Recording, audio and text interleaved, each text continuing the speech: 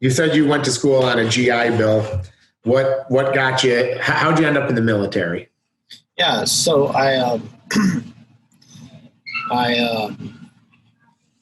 growing up in LA, when I was doing a lot of graffiti, it was like a pretty violent time in the 90s in LA. And, right at a certain point, I was having problems with these graffiti crews that were pretty much like gangs. And at one point, I was being chased down the street, and there was a van full of guys with baseball bats, and I was able to get away. But then that night, at home, I was like, I don't want to live like this. If I got caught, if I tripped, if I was one step slower, then being beat up by 10 guys with bats, I don't know, I'd probably be paralyzed right now, right? Who could survive that? So from there, I was like, okay, I need a way out. I had already tried college once. I went to community college, but I was just too young in the head. It only lasted a couple months. And then, so I thought, well, I'll join the Coast Guard, which felt like, I love the water, I love surfing. And it was just a good way to get out of LA and make money, and then get discipline, right? That was a really big thing that I felt like I needed as well. And it definitely, I feel like made me a man for sure, because now in the Coast Guard doing search and rescue, it's not about you anymore, right? It's about your team, it's about your crew, it's about the people that you're trying to save. And then I got to see really good leadership, but I also got to see really bad leadership as well in the military. So I was able to kind of really get a good holistic experience of what it means to do things outside of your own interest. Yeah, I think it's something to be said that the best leaders actually are the ones that are able to identify good and bad leaders. Oh, yeah. Because there's no such thing. And I think every person needs a different style of leadership. Yes. So, someone that you see as a good leader, someone else may not see as great, So I think it's interesting you bring that up, because that's something that I feel like, my journey in my life, I've always identified the ones I want to model myself after, ones that I would not want to. Yeah, and in your pre-questions, there was the question says, what type of leader are you?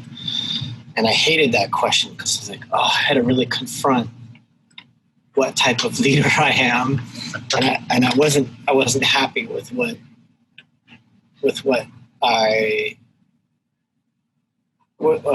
I came up with, right? So I was, because I'm trying to be honest and I'm trying to grow and trying to learn. And I don't think I've ever been asked that question directly, what type of leader are you? And I would say that I definitely have a lot to grow. I do think that there's things that I do really well, and there are things that I need a lot of improvement on. I think one of the things that I do really well is, by nature, I'm really passionate, right? It's anything that I do, I'm going to be all in. If I'm washing a car, I'm all in. If I'm, there's nothing that I do that I'm not all in. And so when I'm doing projects and working with people or my students or or consultants,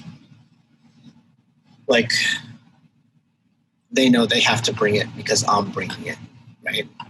So I think like leading by example in that way is where I tend to excel at. And then I also think that that in some ways at times I could be really sensitive to what people's needs and wants are. And I'll be able to stop things and say, hey, is this really what you want? Is this what you want to be doing? Is this what you need? And what do you need more? But where I really lack is that I'm very decisive and I move fast, right? So I make a decision and I'm on it. And a lot of people aren't like that. And I get really impatient when people aren't as decisive as I am, or need more time to process, or need more research. And I can get really frustrated with that, right? And so I had to learn that people have different ways of thinking and moving about.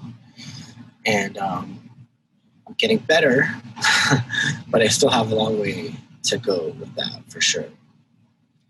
Yeah, so I don't think you should feel unique in as far as having a long way to go with that as a leader, because I think that's, as you're describing it. Well, I was even going to hop in and say, again, just learning right now, I think I've had conversations with you where I say, this is frustrating for me. Like, I do get impatient as well. Or why do people not understand this as fast as I do? Like, why is this taking so long? And he's had to explain to me, like, you know what? Not everyone is going to think the same way as you or I. Yeah. It's about, finding the processes that'll help them along and make them understand, because it's not always going to be like this. So I think that's something I've run across too, and something that I've tried to work on. It took me a long time, and I mean literally a long time to realize that the way that I think isn't weird, and the way you think isn't weird, because I think growing up for the longest time, I was actually made to think that, having like wandering thoughts, and in looking back on it now, I realized, like, when I was in school, I had wandering thoughts because the teacher was trying to explain something that I already got from A to B, and I was done with it. Like, I was there, and it was almost like, what are we doing? And then for the longest time with work, I found the same thing. And it's actually what's probably made it look like, and after I say this, I'll be looking forward to hearing you say if you agree, but I think sometimes as leaders, we get labeled like control freaks because people think that I want the control. And what ends up happening is, I don't know that it's so much being a control freak or impatient. It seems like I want the control because I end up just kind of like you said, I just make a quick decision because I want to allow people to make their own decisions, but sometimes it just takes too long. Yeah. So like what happens for me is, like, I'm waiting and I'm like already knowing where I want them to end up. And then it's like that like egg timer clicks in my head where I'm like, yeah, too much time now. Let's go. This is what I want you to do. And then it's like, wow, that guy wants all the control. And it's like, so it's something that even though I recognize it, this is what's insane about it. I recognize it, but I still can't control it. Well, I think I could help you with that. Okay. And because this is something that I've had to deal with for a really long time. And I think once I say it, you'll probably be like, oh, yeah, that will work. So the way that I've dealt with it is compartmentalizing when you are a control freak, and compartmentalizing when you want an expedited result, right? So let me give you an example for me. So there are some creative endeavors that I'm doing that are artistic in nature, and I own being a control freak, right? Like, I want control of this, and I don't deny it, right? And so you own that, and by owning that, you're saying, like, this is the way that I want it, this is my vision, this is the way I see it, and I want to work with people that will help me make this happen, right? So in that case, I'm okay with that, right? However, if I'm working on a collaboration with the design and clients, and we're doing a front yard and a backyard and a huge project, then you let go of that control aspect and you get into the collaboration mode, right? And then you say, okay, like, how do we work together? I want to hear your thoughts. I want to make all of this happen. And by dividing and compartmentalizing it, it's like you're able to maximize like an efficiency to it, right? So if you're going to roll out a new plan, right, like for your automated system, and you see the vision and you know you want it like this, then I think it's okay to be a little bit on that control freak side, right? Until everyone can kind of catch up a little bit. But then when you're dealing with like the scheduling or,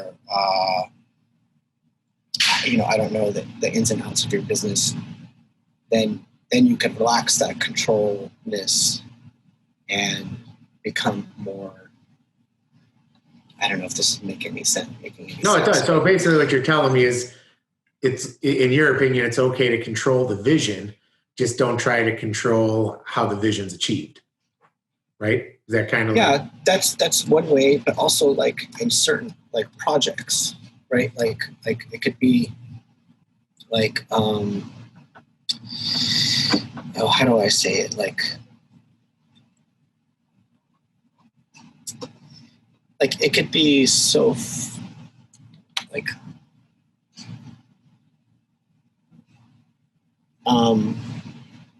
okay, so for me like right now I'm like doing a documentary, right? So we just finished filming a documentary, and everyone that was involved within the documentary, I make it very clear that I have the editor's cut, right? I get the final say in how it's cut, right? I have like complete artistic control in that. Mm-hmm. And if I try to be too accommodating to everybody, then it could water down the product, right? So I know when to say that. But then when we work in filming and collaborating and trying to pick the music, like you have to listen, you have to be receptive. But at a certain point, I guess what I'm saying, it's you like finding a harmony to knowing that you can implement a very strong vision. So I guess you did sum it up right. I just had to process it in my head all and come back to the circle. See, so I did it again. I went to the radio. Yeah. And then you're sitting there impatiently waiting for me to figure it out. but let's talk. Wasn't I being so patient?